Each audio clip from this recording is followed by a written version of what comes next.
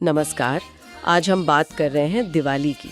मतलब एक ऐसा त्योहार जिसे दुनिया भर में 80 करोड़ से ज्यादा लोग मनाते हैं। हाँ, बिल्कुल।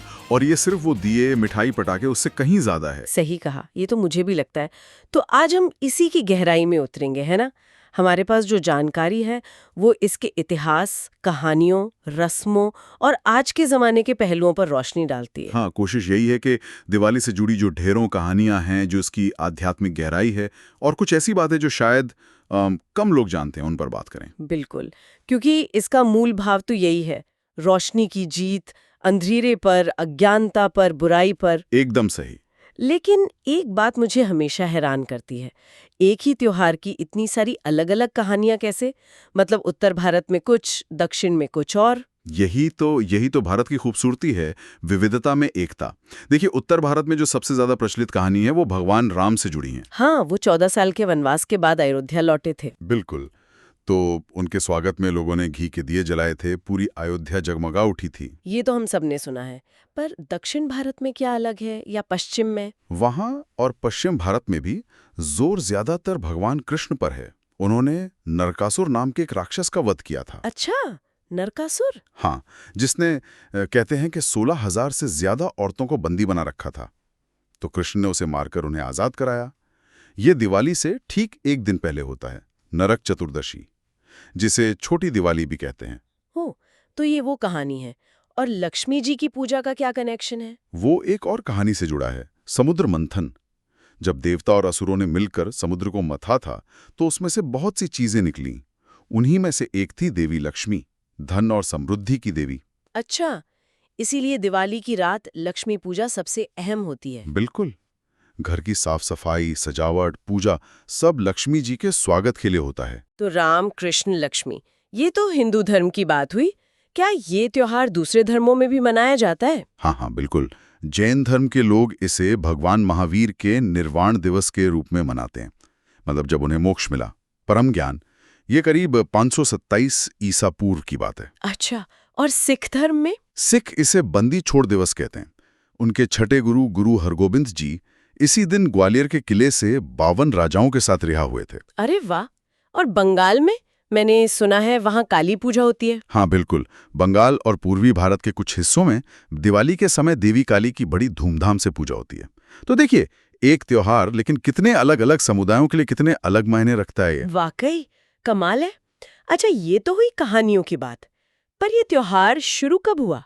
क्या ये हमेशा से ऐसा ही धार्मिक था? देखिए, पक्के तौर पर कहना तो मुश्किल है, पर माना जाता है कि इसकी जड़ें शायद हजारों साल पुरानी हैं। फसल कटाई के उत्सवों से जुड़ी हुई। फसल कटाई मतलब किसानों का त्योहार? हाँ, शायद किसान अच्छी फसल होने पर शुक्रिया अदा करने के लिए या शायद कीड़ों को दूर रखने के लिए दिए जलाते होंगे। पुराने ग्रंथों में भी इसके संकेत मिलते हैं, जैसे कामसूत्र में यक्षरात्रि का जिक्र है। अच्छा। हाँ, फिर पुराणों में राजा हर्ष के नाटक नागानंद में दीप प्रतिपादोत्सव का जिक्र है। बाद में अलबिरूनी जैसे विदेशी यात्रियों ने भी 11वीं सदी में इसका उल्लेख किया। तो ये धीरे धीरे विकसित हुआ है समय के साथ। मतलब खेती किसानी से शुरू होकर धीरे धीरे इसमें धार्मिक और आध्यात्मिक परतें जुड़ती गईं। बिल्कुल। और ये जो दिए जलाने की बात है ना, इसका मतलब सिर्फ बाहरी रोशनी करना नहीं है। तो फिर क्या मतलब है इसका? इसका गहरा आध्यात्मिक मतलब है अपने अंदर के अंधकार को, अज्ञान को, जिसे तमस कहते हैं, उसे मिटाना, और ज्ञान, पवित्रता यानी सत्व की ओर बढ़ना। अंदर के अंधकार को मिटाना। हाँ, जैसे हम राम की रावण पर जीत की बात करते हैं, तो वो सिर्फ एक बाहरी दुश्मन पर जीत नहीं है। रावण के 10 सिर अहंकार, क्रोध, लोभ जैसी 10 बुराइयों के प्रतीक हैं। तो दिवाली हमें अपने अंदर की इन बुराइयों पर जीत पाने की प्रेरणा देती है। अपने अंदर के नरकासुर को मारना, जैसा आपने पहले कहा था। बिल्कुल, अपने मन की नकारात्मकता को खत्म करना, वो असली दिवाली है। ये तो बहुत गहरी बात है। और दिवाली सिर्फ एक दिन की नहीं होती है ना, ये तो कई दिन चलती है। हाँ हाँ, ये 5 दिनों का पूरा पैकेज है। धनतेरस से शुरू होता है। हाँ, धनतेरस पर तो सब खरीदारी करते हैं, सोना, चांदी, बर्तन वगैरह। बिल्कुल, कहते हैं इस दिन खरीदारी करना शुभ होता है। फिर आती है नरक चतुर्दशी या छोटी दिवाली। तीसरा दिन होता है अमावस्या का, जिस दिन मुख्य लक्ष्मी पूजा होती है। पटाखे भी इसी रात ज्यादा चलते हैं। और उसके बाद? चौथा दिन होता है गोवर्धन पूजा। इसमें भगवान कृष्ण की पूजा होती है, जिन्होंने गोवर्धन पर्वत उठाया था।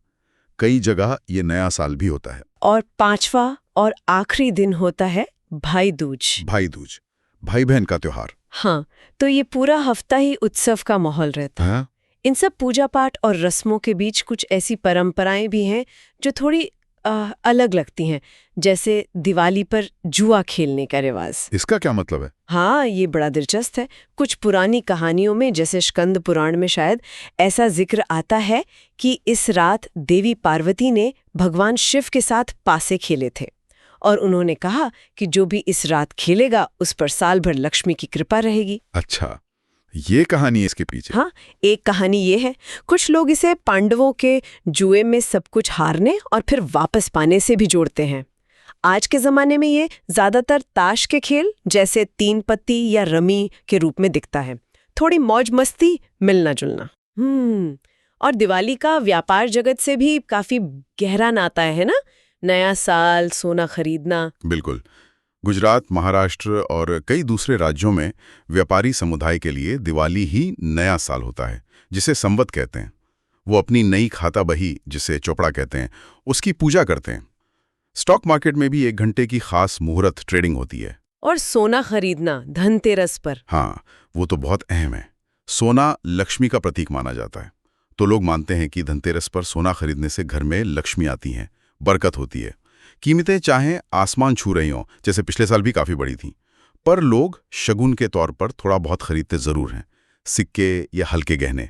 सही बात है, लेकिन इतनी सारी रोशनी और खरीदारी के बीच एक चिंता भी तो है प्रदूषण की, पटाखों से। हाँ, वो एक गंभीर मुद्दा बनता जा रहा है। दिवाली के आसपास हवा की गुणवत्ता, खासकर शहरों में, काफी खराब हो जाती है।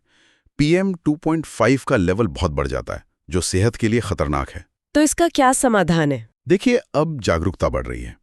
इको फ्रेंडली या ग्रीन पटाखों की बात हो रही है, हालांकि उनकी उपलब्धता और असर पर अभी भी सवाल हैं। लोग भी अब थोड़ा कम पटाखे जलाने लगे हैं शायद। अच्छी बात यह है कि हवा आमतौर पर 1-2 दिन में वापस सामान्य स्तर पर आ जाती है। लेकिन हाँ, ये एक चुनौती तो है, संतुलन बनाना जरूरी है। तो अगर हम पूरी बात को समेटें तो दिवाली कोई एक चीज नहीं है। ये करीब 2500 साल पुरानी परंपरा है, जिसमें इतिहास है, आध्यात्म है, अलग अलग संस्कृतियों का संगम है, व्यापार है और अब पर्यावरण की चिंताएं भी हैं। बिल्कुल, ये एक जीता जागता, लगातार विकसित होता त्योहार है। समय के साथ इसमें नई चीजें जुड़ती गई हैं, लेकिन इसका जो मूल तत्व है, प्रकाश की विजय, अच्छाई की जीत, वो हमेशा कायम रहा है। सही कहा, और शायद यही वजह है कि ये आज भी इतना प्रासंगिक है। तो जाते जाते अपने सुनने वालों के लिए एक सवाल छोड़ जाते हैं। जरूर। आज की इस भागदौड़ भरी जिंदगी में, जहां हम इन पुरानी कहानियों, आध्यात्मिक लक्ष्यों, बाजार की चकाचौंध और पर्यावरण की चिंताओं के बीच संतुलन बनाने की कोशिश कर रहे हैं, इस दिवाली प्रकाश का असल मतलब हमारे लिए क्या हो सकता है? सोचने वाली बात है।